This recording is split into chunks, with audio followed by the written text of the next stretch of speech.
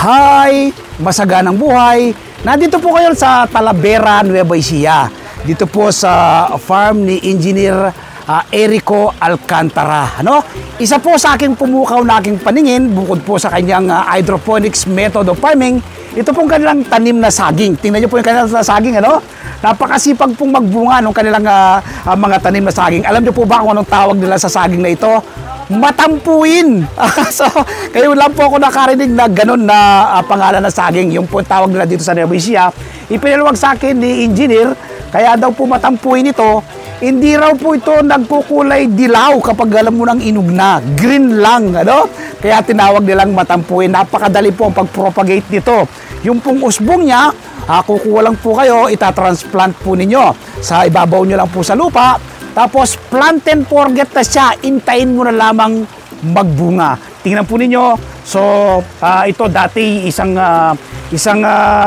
saging lang po rito na puno. Ngayon, hindi ko na mabilang. Siguro may 10 na ito, At masipag siya kung magbunga. Tingnan po natin. So, yan po. Tingnan nyo po yung bunga, Malalaki po yung buwig, So, ayan po yung pag-propagate niya, yung pong usbong na yan.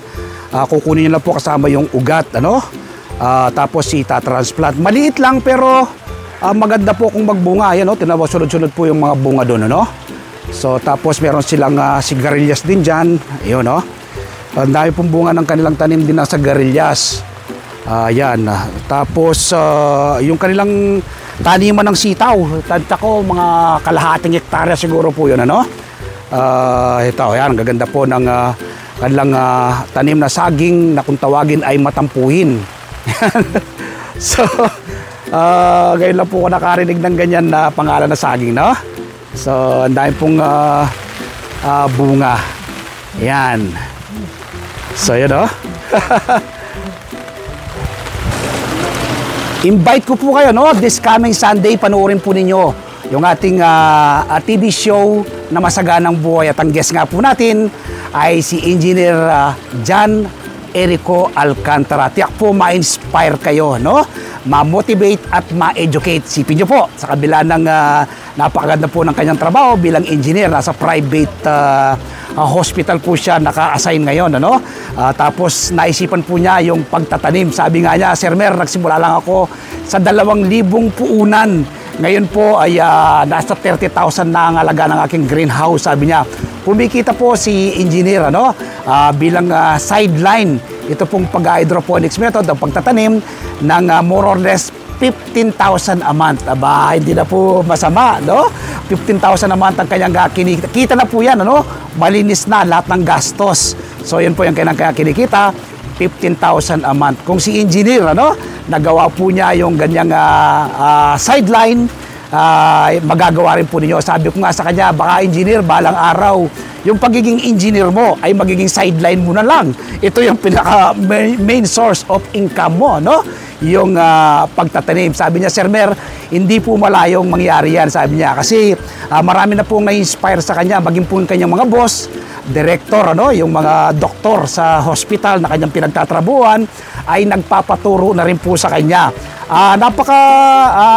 Bait ni engineer, kanina sabi niya, Sir Mer, first time ko itong interview, umarap sa national media, sabi niya, at nakakakaba pala. Pero nung pong nag-uusap kami, una, kinakabahan nga siya. Pero in the long run po ng aming interview, ang ganda po ng aming mga paalitan ng tanong ko at sagot niya, Naipapaliwanag po niya ng malinaw na malinaw. Kaya huwag niyo pong kalimutan, panoorin po ninyo.